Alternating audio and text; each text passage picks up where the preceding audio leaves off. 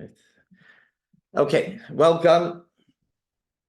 Welcome to chapter 86.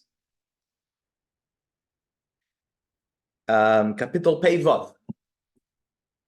So, as we usually do, we're going to go through the chapter with a basic translation, and then we'll come back again with a deeper understanding. Tefillah LeDavid, a song by David. This is like a pause of the Bnei Korach. We have the chapters of the sons of Korach before and after, but we're taking a little pause in this Sefer, in this book of Tehillim, which we are in the third book of Tehillim over here. It's the only chapter that is a Tefillah LeDavid that says specifically David's name, that it's composed by David or for David. So Tefillah LeDavid, a song by David. Hatei Hashem aznecha, turn your ear, aneni, answer me, ki ani, for I am poor, ve'evyoin, and I'm destitute, ani, with an aleph, I am. Shamra nafshi, guard, protect my soul, ki chasidani, because I am pious. Hoisha avdecha, help your servant, ata elikai, you are my God, habeteach elecha, who looks towards you, or puts his trust in you, or towards you. Chaneni Hashem, be gracious to me, Hashem, ki elecha ekra kol hayom, because I call out to you all day. Sameach nefesh avdecha, gladden the heart, gladden the soul of your servant, ki elecha, because to you, Hashem, nafshi esa, to you, Hashem, my soul is lifted. Ki ata Hashem tevis alach, for you, Hashem, are good and forgiving, v'rav chesed, and a lot of kindness, l'chol karecha, to anyone, to all those who call out to you.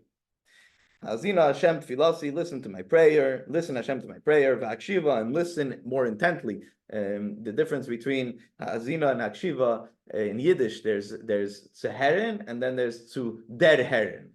And I think that's the difference over here between Hazina and Akshiva, to hear or to hear intently, to listen intently. B'koil tachnu noisai, to the sounds, or to the sounds of my supplications. On a time of my tzara, of my hardships, I will call out, Kisa aneni, and you should answer me. And there's none like you, Hashem. Ve'ein kemasecha, and there's none like your actions. Kol goyim asher asisa, all the nations that you have made, Yavayu, they'll come, V'yishtachvu lefanecha Hashem, they'll come and they will bow in front of you, Hashem, V'yichabdu, and they'll give honor, Lishmecha, to your name. Ki gadol ata, for you are great, or big. V'ois and iflois, and do wonders. Ata elikim levadecha, you, Hashem, alone. Hireini Hashem darkecha, teach me your ways. Ahalech b'amitecha, I will go in your truthfulness, or in your truth. Yached levavi, make my heart. Yached, from the word echad, make my heart. Levavi, my heart. One. Liyira shmecha, to fear your name. Oidcha, Hashem elikai bechol levavi. I'll praise you, Hashem, with all my heart. V'achabda, and I will honor Shimcha le'olam, your name forever. Ki chazdecha gadol aloi, for your. By the way, there's a bunch of different songs on these on these psukim. Mordechai David has a beautiful one, if I remember correctly. Daddy has a beautiful one over here. The problem is that it's Sfiris, so I didn't send out the songs for these kapitlach, but there's some beautiful ones over here. So ki chazdecha gadol aloi, for your kindness, your chesed is big upon me.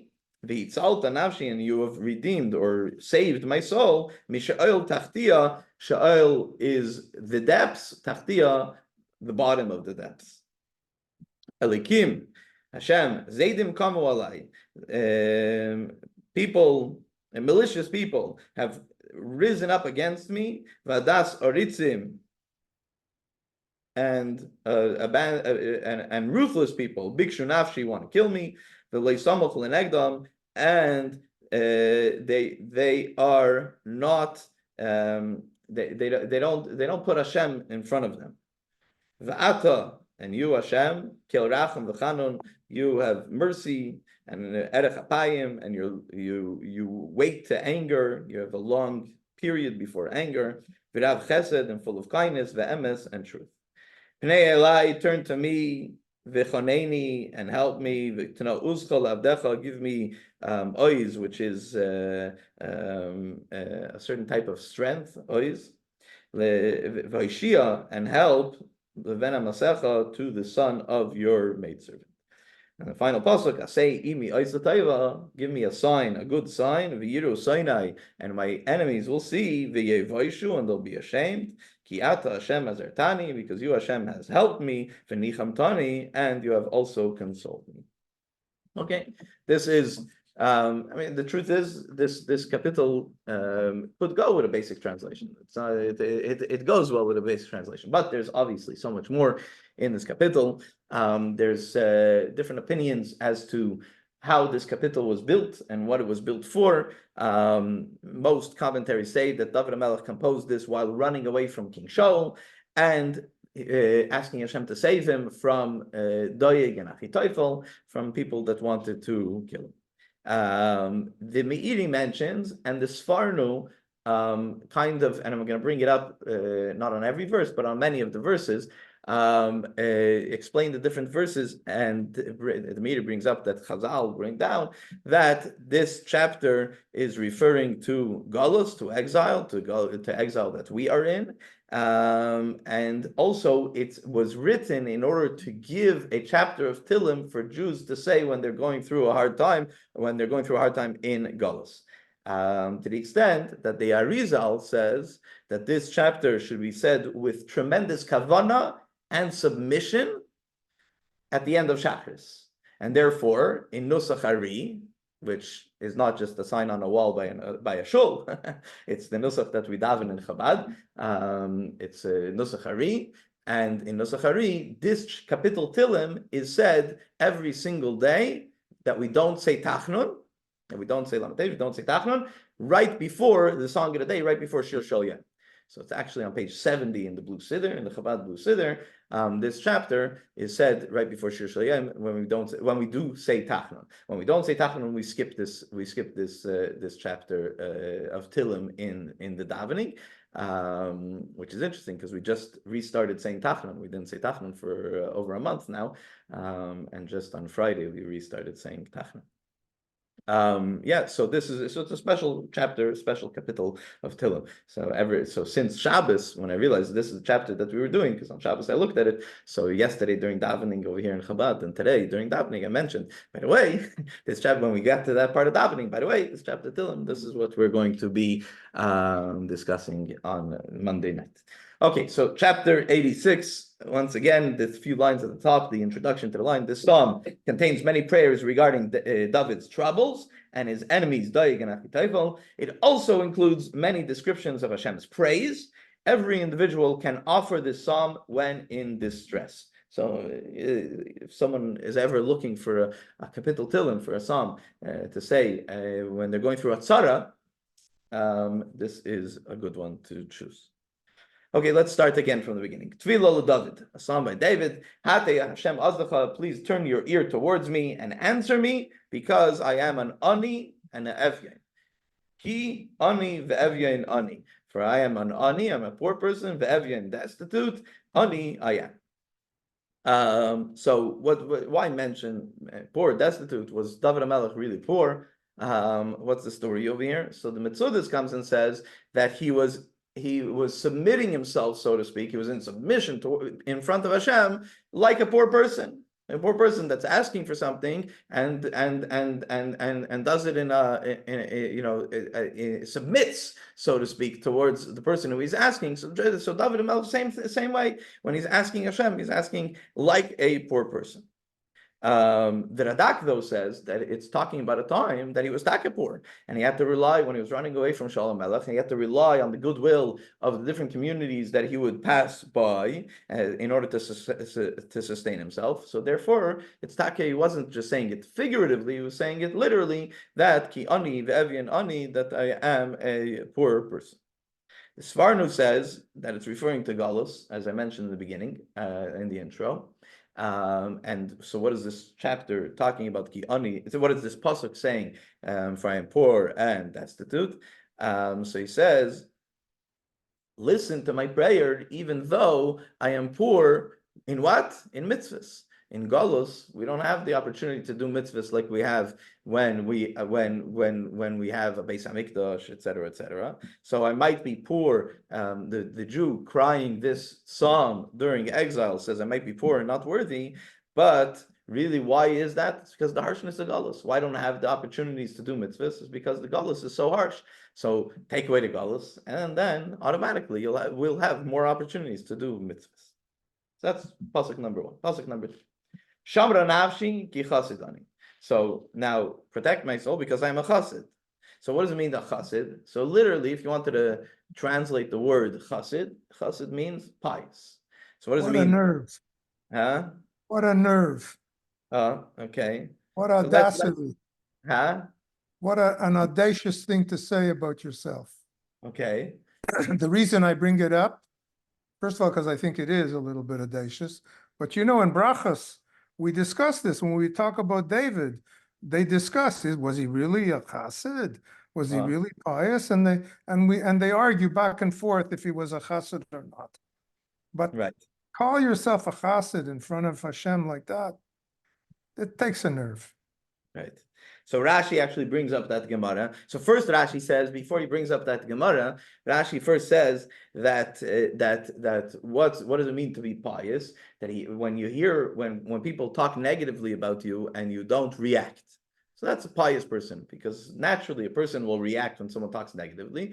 David HaMelech had a lot of detractors, even until his death. He had detractors and people that talk negatively about him. So when you hear someone say something bad about you and you still keep quiet and you don't make a fuss about it, or as king you don't behead the person, so to speak. I think that's really where it's going with this commentary, and keep quiet. So that's why he's referred to as a chassid, as a pious one. Now the Gemara, as Philip brought up, there's a few opinions in the Gemara as to why he would be considered to be a chassid, and the main opinion of the Gemara that the Gemara brings up over there, that's quoted in other places, and Rashi actually brings it down over here, says that regular kings, they sit and they take it easy, everything is done for them, and they don't, they enjoy themselves. So, as opposed to David HaMelech, that cared for the Jewish people, and it gives a very specific example of being matir, of being of clearing a woman to be able to be with her husband. So for those who are a little bit knowledgeable with the laws of Nida, so it's a complicated area in halacha of what's considered blood and what's not considered blood, what color is considered blood, what color is not considered blood. And today you have to have a rabbi that has a Masada that got smicha specifically for knowing the different shades of blood, and would paskin if this is considered to be dam nida or not be dam nida, and therefore David HaMelech, that's what he would do. He would tire himself to be matir, to figure out a way that a wife can have relations with her husband, etc., etc. So this is something that he didn't have to do. He could have been king sitting on the throne, but he did this, and therefore he was referred to as pious. That's what the Gemara brings down, and Rashi over here brings it down in order to many other things. It says in the Masechta Avos that he would get up at 12, like you said, the kings would sleep till the middle of the morning. He would get up at midnight. His harp would wake him up from the wind that would blow through his room. It always blew at a certain time around midnight, and it would make noise and wake him up. And he would start his day with giving, like you say, praises. First, he would making, start with praising Hashem in the middle of the night, yeah, tikkun chatzos. Yeah, and exactly. then they said that he would pray. He slept like a horse. They said a horse doesn't sleep; it sleeps standing. He never really slept all that much. He was always davening and pasking and all this things that he did. I mean, there's a lot more than just to say, "Oh, somebody insulted me, and so I didn't say anything." That makes me a chassid. Right. You know, chas v'chalila. Label, Yeah. sorry. Label, doesn't this totally contradict what you just said about the paragraph, the sentence before, where you explained that needy was that he did not have mitzvot? Oh, And so how do you say I didn't have mitzvot, but I'm a chassid that did everything I could do? fantastic question. And it's a question that the Me'am lawyers, that the Well, you Me'am know, me and the asked. Malam Lodes, I know we're tight. you're in We're sync. tight. You're in sync. That is a Yeah. very good question. Yeah, yeah. The Mamlez right away comes and he says, I don't understand. First you call yourself a pauper, then you call yourself pious. Make yourself make up your mind. Which one are you? What's the story over here? So Not a Mamlez gives a political, real Chassidish answer to this, which is it's a medrash, so it fits. It's a drush. He gives a very fascinating answer, and the Mamlez says like this. He's saying that David HaMelech is saying like this. If for reward that I'm going to get here in this world, consider me a pauper. I have no schusim in this world. In the reward in the next world, save it all. Ki chasidani in the next world. Save all my zechusim, save all my merits for when I come to the next world. Anything you're going to give me here in this world, give it to me because you're kind. Give it to me because you're benevolent, even though I might not deserve it, etc., etc. Because everything that I do deserve, don't give it to me in this world. Save it for me in the next world. Chassid, the idea of bias, that's for my nefesh. That's for my soul. Keep it for that for the time when I come to the world to come. Don't give it to me here in this world. Reb Leibel, that is a real Hasidic interpretation, a Hasidic answer. That's not what David HaMelech meant. That's what the guy who interpreted how you could interpret. Now you're talking as if you know what David HaMelech meant. I would rather rely on the Ma'amleis. But the Ma'am Loy, is that what he's saying? That is the Ma'am Loy saying that David thought that? Huh? Is that what he's saying? The Yeah, Ma'am Loy yeah. is. Yeah. He's saying that David actually thought those things that I don't want any When reward. he refers himself ki ani be'avi and ani for rewards in this world, and chassid, meaning all the things that he did merit something for, should be kept for the next world. It's interesting because, and we're going to talk about this at the end of the class. I have a whole thing for an idea that I want to share outside. It's connected to this perek, but a separate idea. And the whole concept, the whole concept of I've lost my train of thought over here. The idea of David HaMelech pious versus considering himself a pauper, the difference and the levels of progression between those two, we're going to talk about at the end of the class. But that's another Chassidish explanation, nothing to do with the Me'am ways. But it's a question, Taka, that pops up, and as soon as I saw it, I thought about it, and I said, I hope one of the commentaries have this answer. And Baruch Hashem, the Me'am ways had an answer for it. Yeah. Okay, let's continue.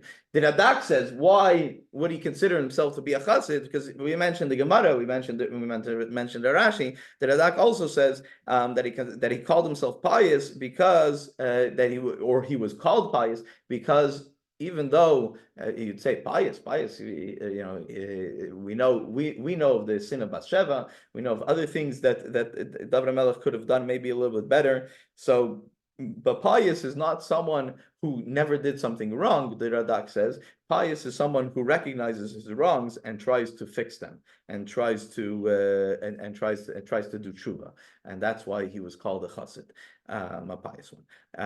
The Radak also continues about the fact that he was kind to others, even those who went up against him, and brings examples of Shaul HaMelech that when he had the opportunities maybe to kill him, he didn't. And those are two examples that we have, and there's other examples also that are brought down where he could have done something against his detractors and he didn't. The Alshich along those lines says, "Shamra nafshi ki chasidani," protect my soul. What do you mean protect? Protect from what? What do you need protection from? So the Alshich says that protect me, that I shouldn't do anything bad, do anything negative to my detractors. So again, this is also David HaMelech's approach. Even if someone did something wrong to him, he didn't want something wrong to happen back to that person.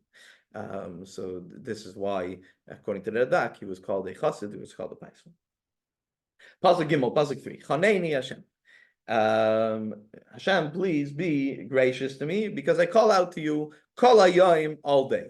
So Rashi says, what does it mean kol hayom all day? So it says it's referring to Golos, it's referring to exile, because kol hayom day, when we're in exile, for the Goyim, for the non-Jews, it's considered to be daytime, and it's nighttime for the Jews. So kol hayom, all the day of the non-Jews, I'm calling out to you. That's the way Rashi explains this pasuk, and the Radak says, "Kol hayom," all day, is that I'm only calling out to you. It's not that I call out to you and then I figure out maybe there's another phone call, maybe I have a connection somewhere else. But when it says Kol hayom, that there's nobody else. This is a theme that we've had obviously in Tehillim, throughout many chapters of Tehillim, where David HaMelech says that I call out only to you, Hashem. The Sfarnu says, it's apropos for today's day and age, where, as I mentioned in the beginning, the Sfarnu says that this chapter is talking about Golus, about exile. So he says, Kol hayom, every day. It's something that we said recently at the Pesach Seder. V'hi shamdal aviseinu shelo echad bevad amad aleinu l'chal liseinu. Right? So there we say in every generation. So Sfarnu says over here, Kol hayom, every day there's another anti-Semite that gets up and wants to kill us, and that's what he's referring to in a form of Golos. Help me, Hashem, because I call out to you every day, every time someone else wants to harm the Jewish people during Golos. The Imam Loy says something over here. It's not the first time that we've had it here in Tehillim, but it's a general idea. It's a concept here in Yiddishkeit, and a concept in Judaism, and a concept in our relationship with Hashem. Hashem wants to hear from us. Hashem wants to hear from us. Therefore, we have a system that we daven 3 times a day. We have a system that that when things aren't going well, we say some Tehillim. We connect. We connect with Hashem when things aren't going well. Now, the question is, when things are going well, do we also turn around and connect with Hashem, or do we wait? And only when things aren't going well, that's all of a sudden when we cry out and we daven to Hashem. So the Mamleah says that David HaMelech says, you don't need to test me in order for me to turn around and daven to you. I'm calling out to you every day, all day, anyways. So you don't have to send me something negative in order to inspire me that I should come and daven. You understand?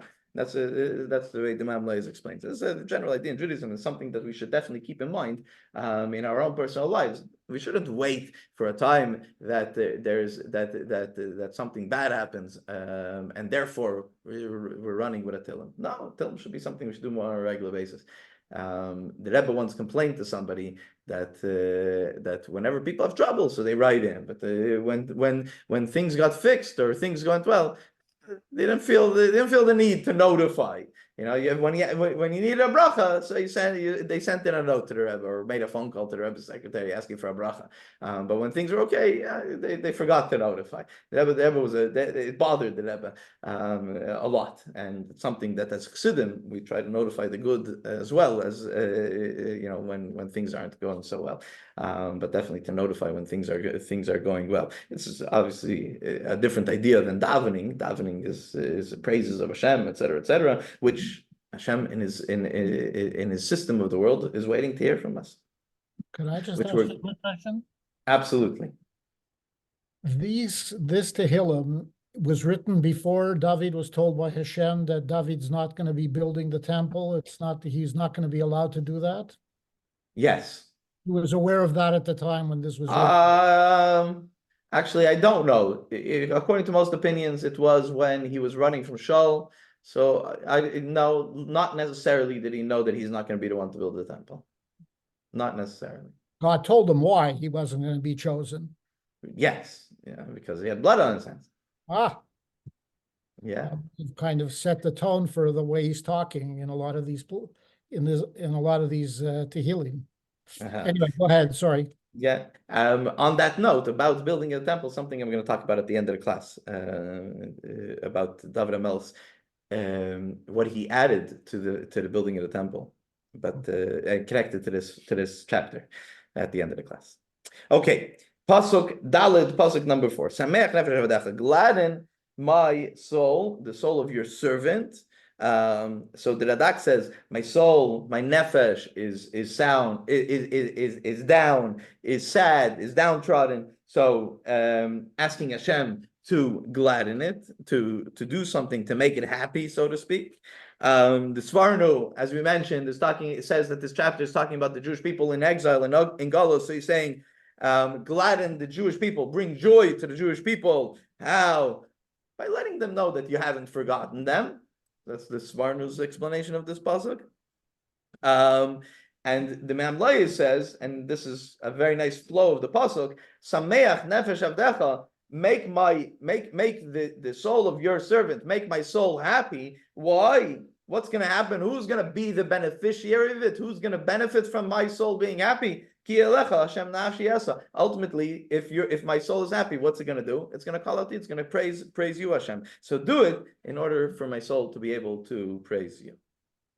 Pasuk Hey, pasuk number 5.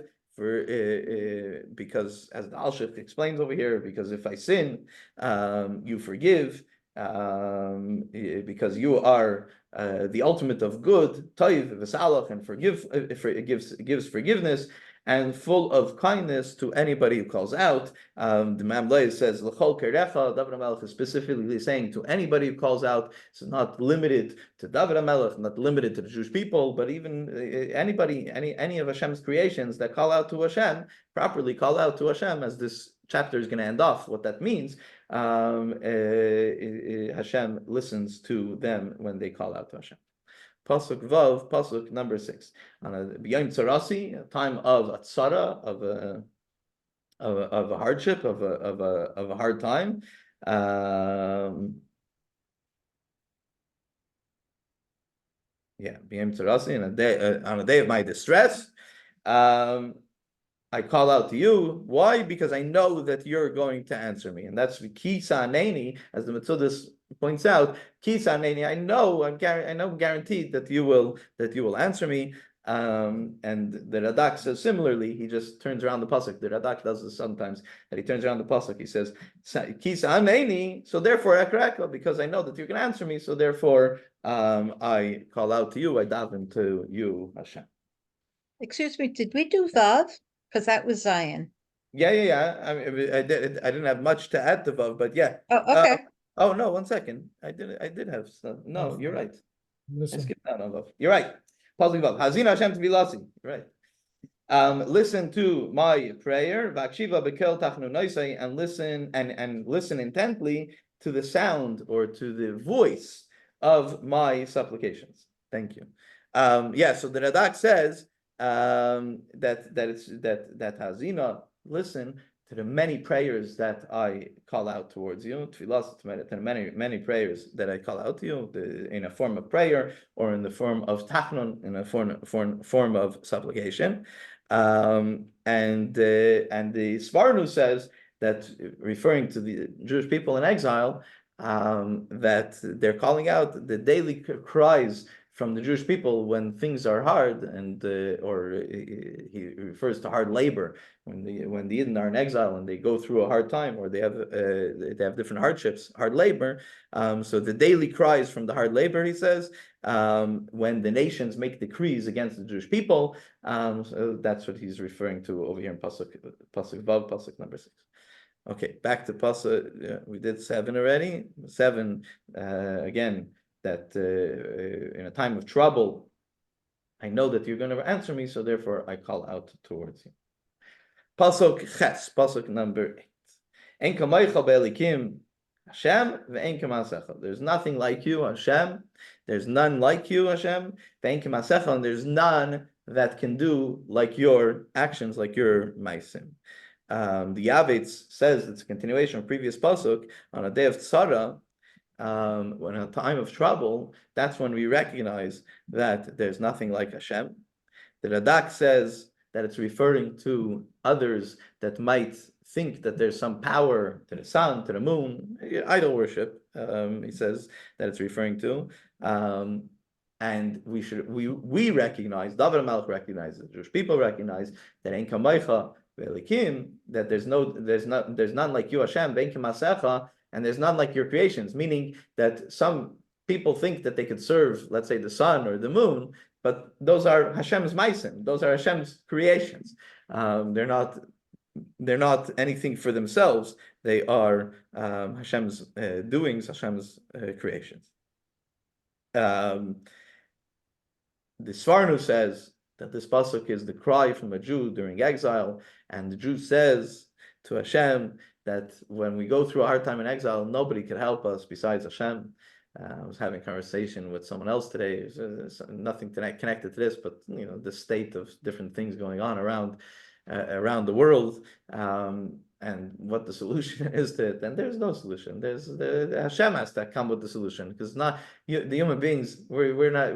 For us to figure out a solution to all the craziness that's going, to the olam hafuch, to the upside down world that's going on around us, we need Mashiach. That's going to help. Hashem. We need a miracle from Hashem. In order for something to change here in this world, for something positive to happen here in this world, Mashiach has to come. So the Svarnu says that no one can help. The Jew cries out in Galus, Ein kamaycha, there's nobody besides you, Hashem, that can help us. Ve'en k'maasecha, and we need your maisim. What's your maisim? What's your actions? Is miraculous actions that will come from Hashem. Pasuk Tes, pasuk number 9. Kol goyim asher asisa, all the nations that you have created, ultimately, Yavayu, they're going to come. They're going to come. It's not talking about now, as the Mitzvah says. We're talking at a time when Mashiach comes. They're going to come and they're going to bow in front of Hashem, and they're going to give honor to His name. The Alshich says, a Jew comes to Hashem not because we see Hashem. If we look closely and with the proper understanding of things and with proper belief, with proper faith, we could see Hashem in certain things. But could we say that we actually see godliness? No, it could be argued either way. So the Alshich says over here that a Jew comes with his emunah, a Jew comes with his faith and trust in Hashem. Kol goyim, all these nations, when they're going to come, when are they going to come? They're going to come when it won't be out of faith, out of emunah, but out of witnessing the maisim of Hashem, and that's the actions of Hashem, or seeing the godliness, and that's going to be when Mashiach comes. So again, the Alshich, the Metzudas, they both mention that this is referring to a time of Mashiach, a time that godliness, spirituality will be revealed, something that we'll be able to see, not just believe about or know about or hear about. But Yavetz, though, equally, we have to be able to understand what God's aware of what's happening. We can't understand what's happened in the world, what's going on recently in the world. It's happened before, but God knows what's happening. Right? He's aware. He's involved, obviously, isn't he? He's involved. Of course. He's involved in everything. Yeah. We have to try to figure out, like, what's the message? What's this message? What's happening in our lives? Absolutely. It shouldn't hold us back, as long as it doesn't hold us back. As long as it's not something that makes us feel down and feel melancholy or depressed, etc., etc. If it's something that propels us forward to do something positive, to do something good, yes, So we do think, where are we? Why are we? Why is this happening? Why is that happening? But if it brings us down, so then it's a sign that it comes from the Yetzer Hara. If it brings us to do something good, something positive, then it's a sign it comes from the Yetzer Taif, comes from the positive. What would be a sign of something good? For what would be a good what would be a sign for Jews to do something good? What would something No. So no, 1 second. You mentioned that we have to think about what happened, or like, what we're going through, and think about why. Yeah, what's the story? Why did Hashem put us through this, etc., etc. So I'm saying that I agree with you as long as the outcome is positive, because Hashem doesn't want us to think that way and have a negative reaction, feel and become depressed because of it. Then it's not coming from the then the thought process is not coming from the right place.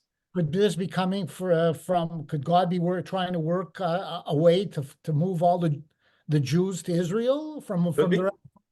Could be. Could be, right. It's a possibility. Absolutely. That's Rabid anti-Semitism everywhere now. So you ask, what could be a positive? That could be a positive. Jewish people in the land of our people. That what could be more positive than that? I mean, maybe there is stuff that could be more positive. I don't know, Mashiach, but yes, that's definitely and it definitely it did motivate people to go to Eretz Yisrael, to go to Israel. When something bad happens, and people think, but where's my place? Maybe I belong in Israel now. Man, listen, that's a positive outcome. Someone came by the Chabad house today, and because of everything that's going on, it was confused and wanted to talk about it, etc., and put on tefillin, did a mitzvah. That's a positive that comes out of it instead of the negative. The negative was the way he felt before he came in here, just feeling sad and feeling down and confused, etc., etc. So, me and him were not in a position to jump on a plane and go to Israel. So we did a mitzvah here that benefits also the Jewish people in Israel, right? So again, when someone thinks about something and it brings them to do something positive, whether it's a good deed between man and man, or a good deed between man and God, so that's a great thing. That's what we mentioned earlier, that sometimes not to bring it into, because I'm not on that level that I could relate things. I'm not a tzaddik at all. But we did mention at the beginning of the chapter about the fact that sometimes Hashem sends reminders because he wants to hear from us, right? And David HaMelech says, I'm calling out to you anyways all day, so you don't have to send me reminders, right? So sometimes the reminder is so that we should do a mitzvah, that we should daven, that we should turn to Hashem. Whether the current state of affairs is because of that or not, I have no idea, and I have no insight into that, because I'm not on that kind of level. And I would never say something like that, but on a general level, a general idea, it's definitely something that a person should think about in their own personal lives, how things affect them in their own personal lives, and that something positive should come out of that. Yeah. Even not negative, even just random situations, right? Rebbe famously would give out dollars on Sundays in the later years. In his later years, he would give out every Sunday, would stand for hours and give out dollars. And what was the explanation when someone asked the Rebbe why he's giving a dollar? He says, when two Jews meet, something good should come out for another person. So the Rebbe would meet with someone, give them $1 so that they should give it to tzedakah, to someone that needed tzedakah, right? So two Jews are meeting, something good should happen for another person. So in any scenario that we encounter, something positive should happen for somebody else, right? If two Jews are sitting together and we could benefit a third person, that's good. If we could benefit the world, that's good. That's positive. That comes out of whatever scenario we're in, positive or negative. But yeah. Okay. Pasuk. Where are we? Pasuk. We're middle of Pasuk test. We finished Pasuk test. Oh yeah, we had the Avitz on Pasuk test. So the Pasuk test talks about the nations coming and bowing in front of Hashem. The Avitz says that in the previous psukim, he's asking to be answered. David HaMelech is asking to be answered. So when you answer me, and the nations of the world see that David HaMelech cries out to Hashem, and Hashem answers him, so they're going to realize who really runs this world, who's the creator of the world, etc., etc., and they're going to come and bow in front of Hashem. Pasuk Yud, Pasuk 10. Ki gadol ata. For you are great, or big and great, and do miracles, do wonders. And ata likim levadecha, just you, Hashem. The Metzudah says that's a continuation from the previous pasuk, that they're going to come and bow to Hashem, and they're going to know that ki gadol ata, that Hashem, you are great, and Hashem is the creator of all things. Or the Radak says that when the nations of the world see what you do for the Jewish people, they will recognize ki gadol ata, that you are ata likim levadecha, that you are God alone and just you. There's nobody else. There's only one God. Pasuk Yud Aleph, Pasuk 11. Now already, after asking for help to get out of his tzara, to get out of his where he's stuck with the uncomfortable situation that he's in, so now he's asking for a few more things. While I'm at it, let me ask for a few more things. Hayreini Hashem darkecha, Hashem, please tell me your way, right? Show me your ways. How I could walk in your emes and your truth. And Yachid Levavi, make my heart one, to have proper Yira Shamayim, to have proper fear of heaven. So the Metzudah says that I want to walk in your truth, and that my mind and heart should be one, right? I shouldn't be full of doubt.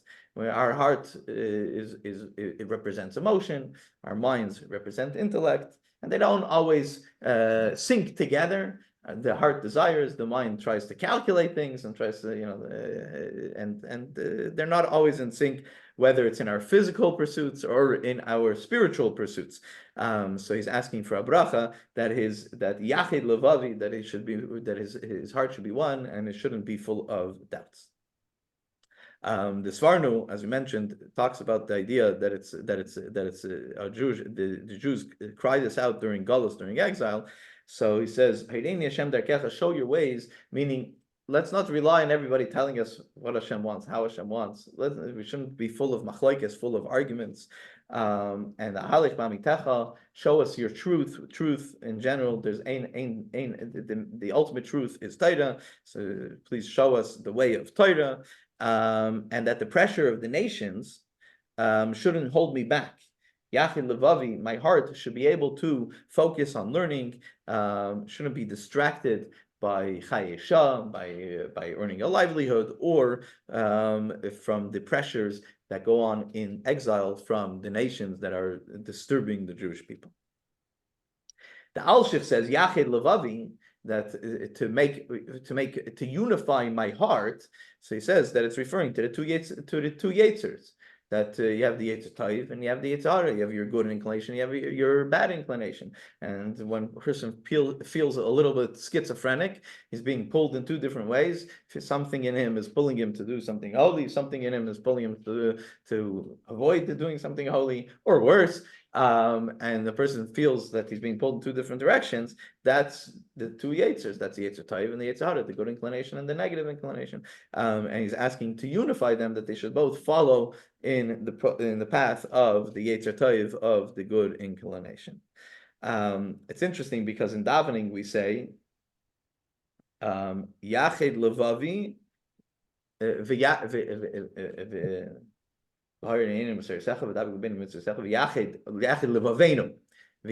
right? We say this in the Avas Olam or the Ava Rabba before Shema in Shachris. We say V'yachid levavenu le'ava u'liyira eshemecha, that we should please unify our hearts, le'ava for love, u'liyira and for fear, eshemecha your name. So when we daven in the Shema, we're asking to unify our hearts in love and awe of Hashem. But over here in this capital Tehillim, he's asking just for awe of Hashem, not for avas Hashem, not for love of Hashem. So the Memleis asks why the difference between what we have over here and what we have in Berchus Krishma, the bracha that we make before the Shema in Shachris. And the Mamleis answers, he says that this pasuk is talking about a person that's already living in a Mashiach world. And therefore, what's in control? His Yetzer Tov is in control. And therefore, Yetzer Tov has a love towards Hashem and wants to connect towards Hashem. The awe of Hashem, that's something that's still going to have to be worked on when Mashiach comes. And therefore, he's asking just for the yira part, just for the awe part, and not for the ava part, not for the love part. That's interesting mamla. Pasuk Yud Beis, Pasuk 12. And if, as the Radak says over here, that if you fix my heart, so to speak, if you unify my heart for all to be one towards Hashem, so then my whole heart, what's it going to be? It's going to be praising Hashem, and I will honor your name forever. And the Alshich mentions over here again, Bechol levavi. What does it mean that I'm going to praise Hashem with all my heart? Because if both the Yetzer Tov and the Yetzer Hara are in sync, your good inclination and your negative inclination are in sync, as he asked in the previous pasuk. So then, when I praise Hashem, it's going to be Bechol levavi, with my whole heart, because it has both Yetzers included. Pasuk Yud Gimel, Pasuk 13. Ki chazdecha gadol alai. Your kindness is so great, and you have saved me in the past, and you'll save me in the future. From Sha'ol, Sha'ol is the depths. It refers to Metzudas mentions, and it's also in other cases. Sha'ol is a reference to Gehenim, to purgatory, and over here he says David Melech is thanking for being saved. And you've saved my soul from purgatory, from Sha'el Tachtia. So the Metzudah says that it's referring to the time that David Melech was notified by Nasan Hanavi that he was forgiven for the sin of Bathsheba. So therefore he's thanking Hashem for being saved from Sha'el Tachtia when he was notified that he was forgiven for that sin. Pasuk Yudalid, Pasuk 14.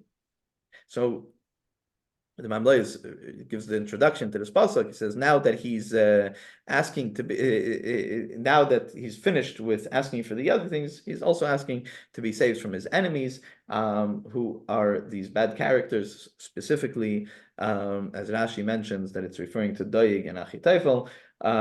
So Zaydim Kamu Alai, these malicious people have risen up against me. So Rashi says, referring to Doeg and Achitofel, and Loisamach Lenegdam, that they don't remember. Rashi says they don't remember that Shmuel Hanavi anointed me, and that's what this pasuk is referring to, according to Rashi. The Metzudah says Loisamach Lenegdam is that they don't put the fear of Hashem or the awe of Hashem, Yiras Shamayim, in front of them. And the Sfarnu says that Elikim Zaydim Kamu Alai and Adas Aritzim Bikshu Nafshi, it's two scenarios of Galus. One, the scenario of Galus in the destruction of the first temple, that's Elikim Zaydim Kamu Alai, and Adas Aritzim Bikshu Nafshi is referring to the destruction of the second temple. Pasuk 15, Pasuk Tesvav, V'ata Hashem Kilrachim V'chanon Erech Apayim. The Radak says, what is Erech Apayim over here? In general, it's not the only time that it's mentioned, but slow to anger. Why would we ask Hashem slow to anger? Say, don't get angry at all. Right? It doesn't mean to be slow to anger. So the rest of it, that Hashem, you're merciful, you're gracious, and you're compassionate, and you're full of kindness. Fine, those are beautiful things, and those are amazing traits that we really hope that Hashem will shower us with. But slow to anger, it means that it's not okay. You're not going to get angry with me now for something I did today. You'll get angry with me about it in a year from now. What's that going to help me if Hashem is still going to get angry with me about it, right? So what does the Radak say? What does it mean slow to anger? That you give me ample opportunity to do tshuva, right? That you give me ample opportunity, so that slow to anger means that if I don't do tshuva right away, I can do tshuva when Yom Kippur comes or another time, and therefore Hashem will ultimately never get angry once a person does tshuva. Pasuk Tezayin, Pasuk 16. Pnei Elai, turn towards me, v'choneni, and be gracious to me. Uzcha, give me ois, give me strength to your servant, Vaishia, Levena Masecha, and help the son of your maidservant. So which one is it? Avdecha or Ben Masecha? Is it your servant, right? Or the son of your maidservant? What's the two the two ideas? So it's interesting that Rashi right away comes and says, what's the difference? First of all, you have to know the difference. So he says there's a servant. A servant is an acquired person that's going to come and work for the king, for example, right? An acquired someone that a slave that was bought, a servant that was bought. What's the son of a maidservant? Someone that was born into this servitude, so to speak.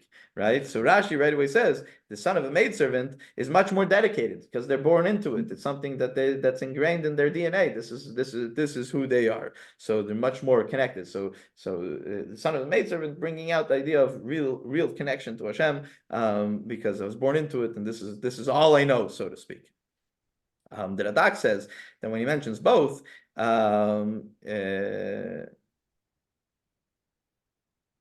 so the idea of a servant is an acquired learning. It's not someone that was born into it. It's not someone that necessarily knew what they were getting into. They needed a job. This is the job that they got, and they learned how to do that job. Versus someone that was born to a maidservant, was born into it, and this is all they know. This is their life. This is how they know how to do things. So the Radak says that David HaMelech is saying, I'm both. I've gotten used to, I learned the job, but I also was born into it, and I have it naturally. I have both ideas in place. The Svarnu explains the pasuk, Pnei Elai v'chaneni, take us out of Galos, turn towards us and help us and take us out of Galos. Tna uzcha, give oiz is strength, but he translated oiz as the idea of Mashiach, and Vaishia, and give us salvation or save us. He says it's referring to the Gog Magog war that will be before Mashiach comes. That the Kabbalists and the Medrash talks about this war that's going to happen before Mashiach comes. So bring salvation and bring peace to the war of Gog and Magog. It's interesting. When we say a Misha Beirach, when we say Misha Beirach, we say when we want to bring a refuah shlema for somebody, we call them their name and the son or the daughter of, and we say their mother's name. At least by Ashkenazim, we do it that way. As opposed to when someone's called up to the Torah, we call them up their name and his father's name. And on the Ashkenazi custom is, some people put both, but the Ashkenazi custom really is that on a tombstone, we put the name of the person and the father's name. And it's interesting, but as far as them, they actually put the mother's name. It's another story. But that's a different custom. But the Zohar brings this down, and the Zohar says that we learn, the Zohar learns from this pasuk, Ben Amasecha, that when David HaMelech was in trouble and he's asking for help, he says, I'm the son of your maidservant, right? I'm the son of my mother. So when you're going through a hard time, when there's trouble, someone's not well, and you're asking for a Misha Beirach, the Zohar says, based on this pasuk, we say Ben Amasecha, Ben the mother. That's where the Zohar learns it from. I don't know if that's the only source, but it's mentioned over here for this pasuk from the Zohar. Pasuk 17, the final pasuk. Show me a sign, a positive sign, because if you show me a positive sign, my enemies will see and they will be embarrassed. And because Hashem, you have helped me and you have consoled me. So Rashi, on a basic level, says, make a sign that others will see that you forgave me. Rashi then brings up the famous Gemara that David HaMelech wanted a sign during his lifetime, which he did not get. The Gemara says that he wanted a sign in his lifetime, he didn't get the sign in his lifetime. What was the sign that he was forgiven? Afterwards, later on, when Shlomo HaMelech finally, this is Steve, when you mentioned about the building of the Beis Hamikdash, so when Shlomo HaMelech finally got the Beis Hamikdash built, the story that the Gemara brings down is that the doors were sealed shut and they wouldn't open. The gates were sealed shut and they wouldn't open. So the Gemara says that David HaMelech did 24 praises of Hashem, which didn't work, and it still didn't open.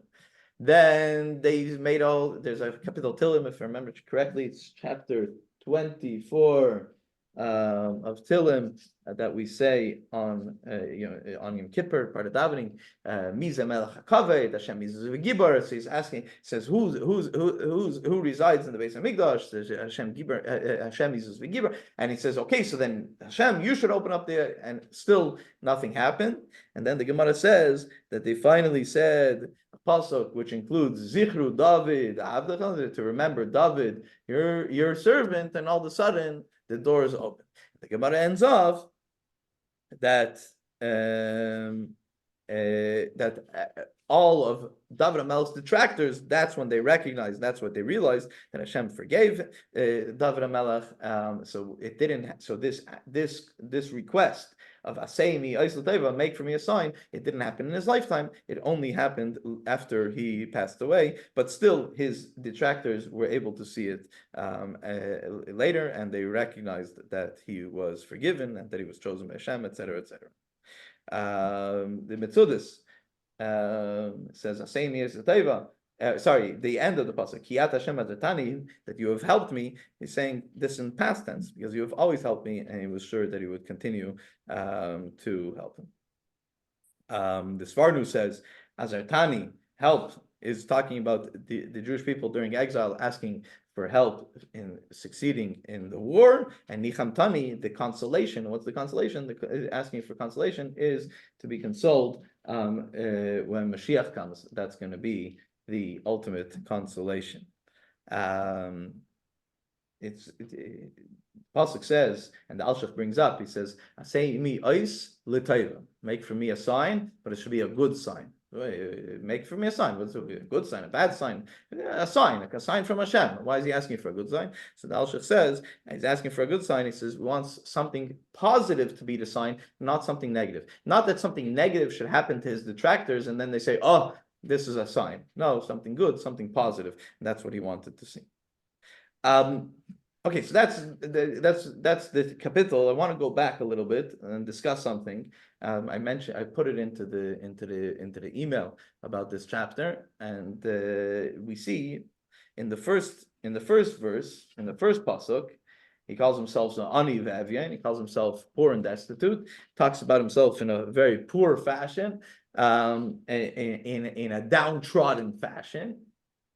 And then the Rebbe says, if you look at pasuk number 4, pasuk 4 says, my soul is glad. So you could translate it as we translated it based on the commentaries, that it's a request that Hashem should gladden his soul. But the Rebbe learns the pasuk, no, straightforward, that my nefesh is always happy. Besimcha, I'm sameach.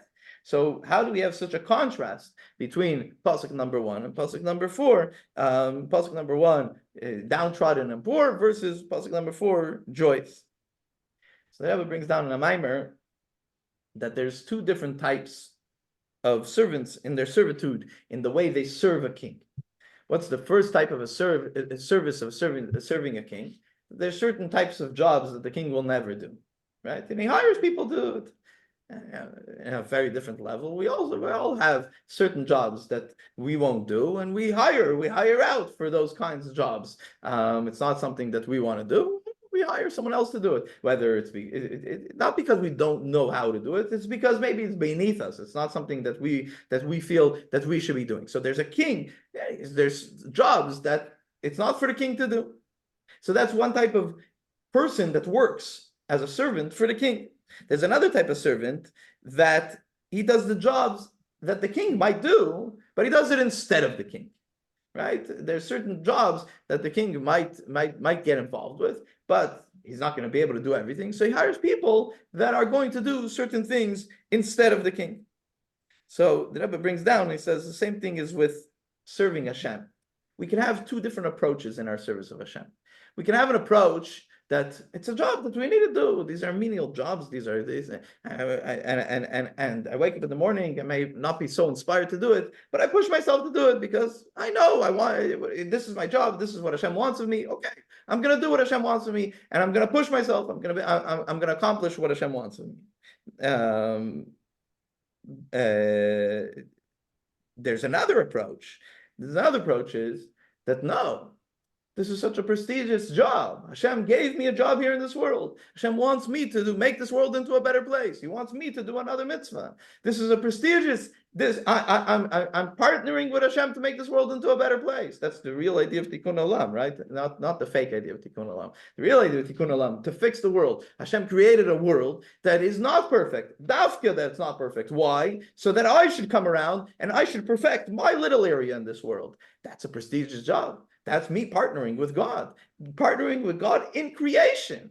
That's my job. So I could look at it as a menial job, whatever I have to do. Nebuch, Hashem wants me to do X, Y, and Z. He wants me to do a mitzvah. He wants me to help somebody. He wants me to put on tefillin. He wants me to be kind to my neighbor. He wants me to have to honor my parents. He wants to say, okay, I'll do it. But I'm not excited about it. Or you can have an approach, no, I have such an opportunity to do it. I'm so excited that I'm able to do it. So the Rebbe says that this pasuk, from pasuk 1 through pasuk 4, is a progression in the avodah, in the divine service of David HaMelech. That we start off, we're in a place where we feel that we're being schlepped, and it's hard. These are such hard. To get ultimately, though, we have to get to a level where and that is, we have such an opportunity to be a yid. We have such an opportunity to do a mitzvah. We have such an opportunity to do Hashem's work here in this world, and that's the progression from pasuk Aleph through pasuk Tav. Thank you for joining. Thank you.